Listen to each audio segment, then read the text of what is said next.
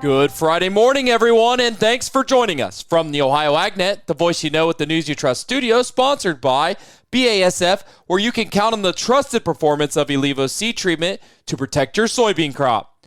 I'm Joe Everett with today's farm news. Some quick calendar reminders. Powered by Soy Biodiesel, today we will be visiting the Great Dark County Fair, which runs from August 15th through the 23rd in Greenville, Ohio. Find the full schedule of events at darkcountyfair.com. Then join us at the Allen County Fair on Tuesday, thanks to Nature's Premium Liquid Fertilizers since 1946. Then our next monthly check-in at Farm Credit Mid-America will be on Wednesday. Well, despite ongoing challenges, agricultural land values have remained remarkably stable through mid-2025. According to the Farmers National Company, the resilience is mainly driven by simple supply and demand. There are more motivated buyers than willing sellers. While producers remain the main buyers of ag land, interest from individuals and institutional investors cannot be ignored. As land values stabilize after peaks of the last 5 years, investors are increasingly attracted to the annual returns and long-term appreciation. Farm Credit Services of America says benchmark Midwest farmland values increased 57% over the past 5 years and 39% over the past decade. Inventory remains limited, with listings down 25% from the peak in 2020 through 2021. While producer balance sheets generally remain strong, any negative movements in the ag economy could quickly impact the land market, said Paul Shadegg, the Senior Vice President of Real Estate Operations at Farmers National. Well, the USDA reminds agricultural producers that the final date to apply for or make changes to their existing crop insurance coverage is quickly approaching for fall planted crops.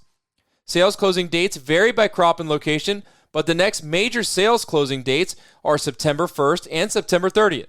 Producers are encouraged to visit their crop insurance agent soon to learn specifics on details for the 2026 crop year. Crop insurance coverage decisions must be made on or before the sales closing date.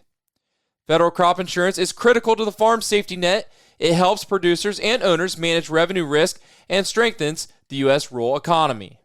Stay tuned. We'll be back with today's weather after this. Did you know that soybeans are the secret sauce behind Ohio's booming poultry farms? Each year, poultry consume a whopping 937 million bushels of soybean meal nationwide. This high-protein powerhouse keeps chickens and turkeys thriving, making Ohio number 2 in egg production and number 9 in turkey farming.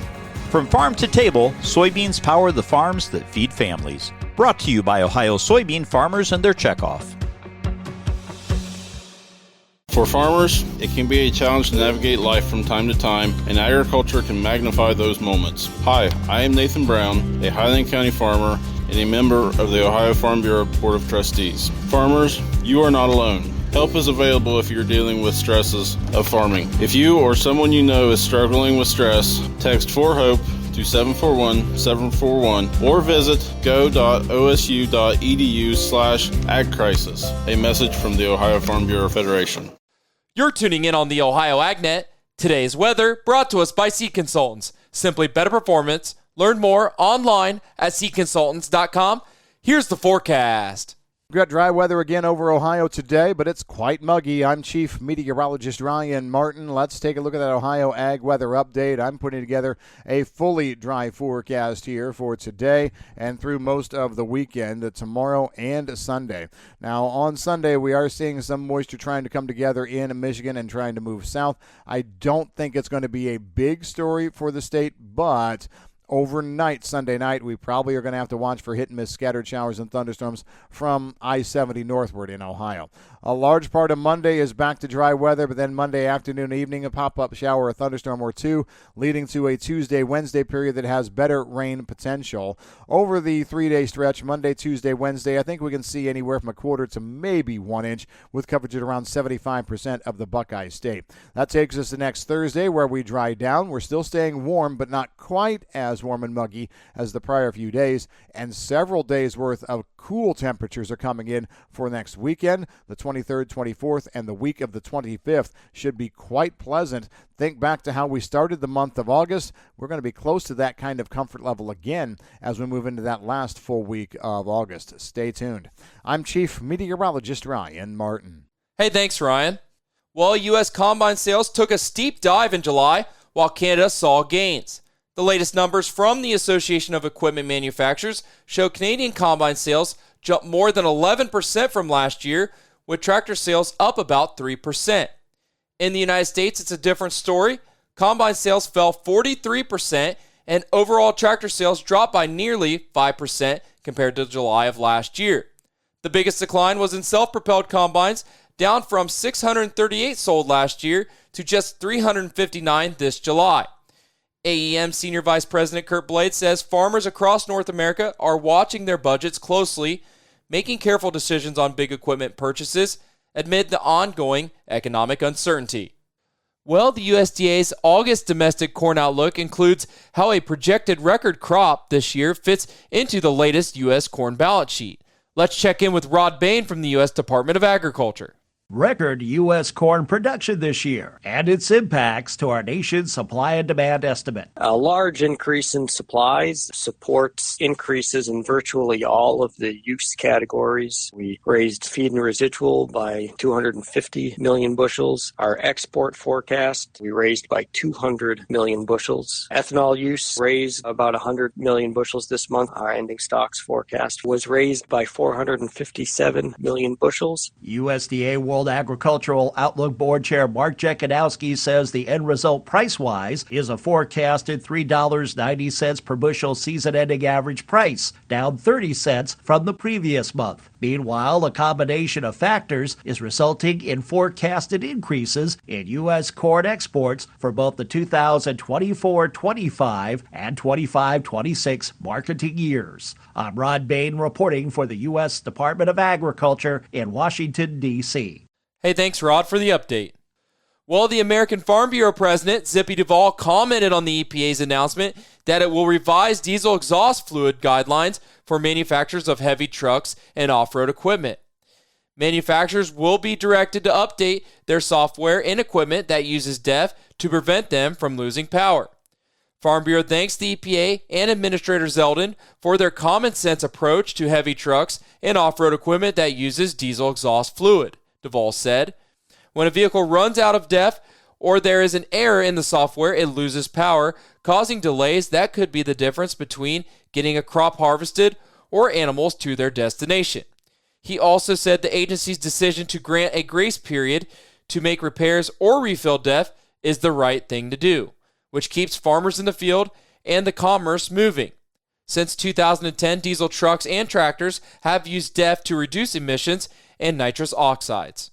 Well, Democrats and some Republicans in Congress are stepping up their criticism of the USDA's reorganization plans. 23 House Ag Democrats wrote Secretary Rollins saying they weren't consulted on the reorganization to create 5 regional hubs and service to farmers will suffer. Top Senate Ag Democrat Amy Klobuchar claimed at the hearing last month that a 2019 move to Kansas City, Missouri in the first Trump term was a disaster. GAO explicitly stated, based on this much smaller relocation, that ERS produced fewer key reports and that NIFA, known as NIFA, took longer to process grants. But Deputy Secretary Stephen Vaden was ready for the attack. From January 2021 to January 2025, the Biden administration, 2,200 employees left Washington, D.C.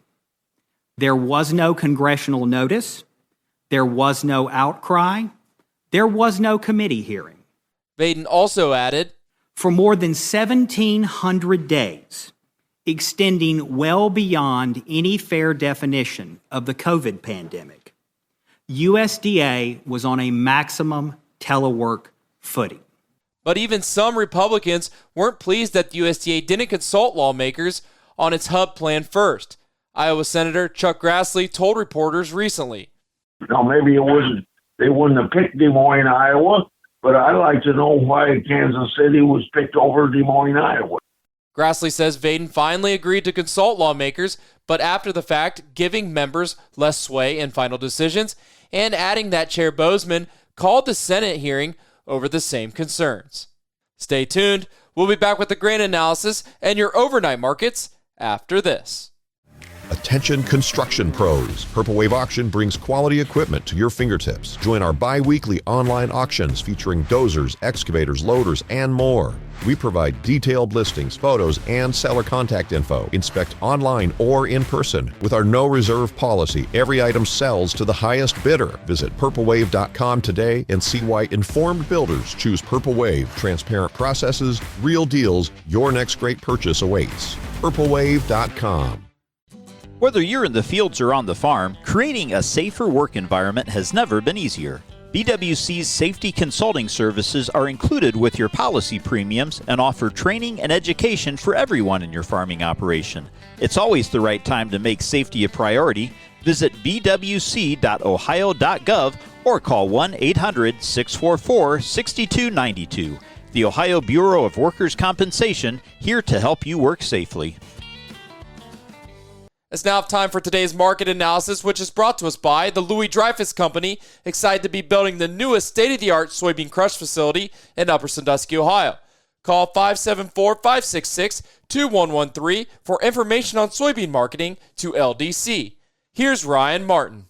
Grain markets finishing weaker yesterday. Just couldn't get any traction. It was a little bit of back and fill, honestly, given the soybeans rally over the previous couple of days. But there were another couple of things in the marketplace that were interesting, to say the least.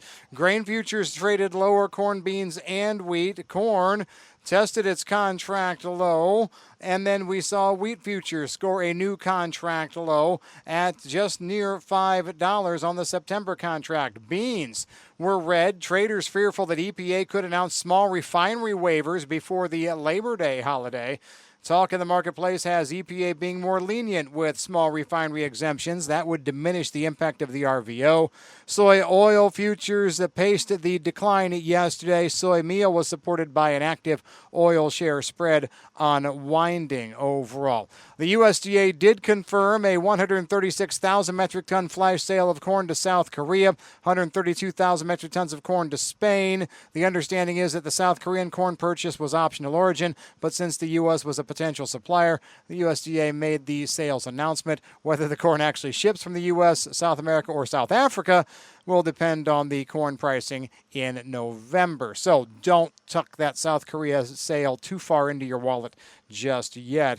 The weekly sales report, export sales report, had the U.S. selling 26.6 million bushels of wheat. Old crop cancellations were talked about. As we take a look at soybeans, the new crop on beans was, corn, 80.6 million bushels and 41.6 million bushels on soybeans. For the respective crop years, the U.S. has sold 404 million bushels of wheat, up 80 million bushels from last year.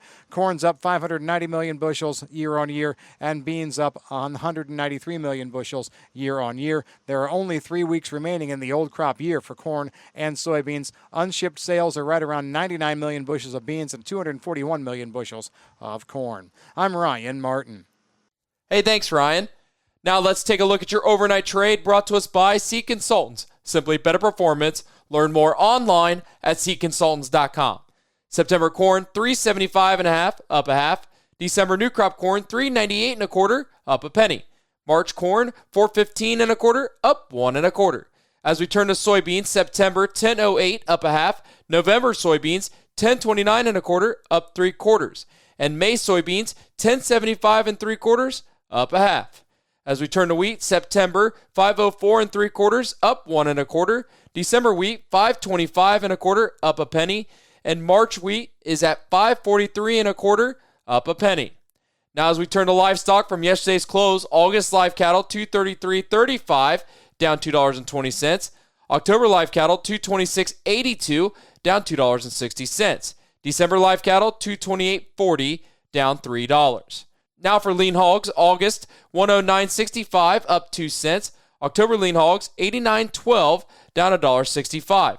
And December lean hogs, $81.62, down $1.42. As for September feeder cattle, $341.02, down $5.60. October feeder cattle, $340.45, down $5.17. And November feeder cattle, $338.62, down $1.49. And September Class 3 milks at $18.11, down 3 cents. Thanks for joining us, and have a great morning, everyone. I'm Joe Everett, and this is the Ohio AgNet.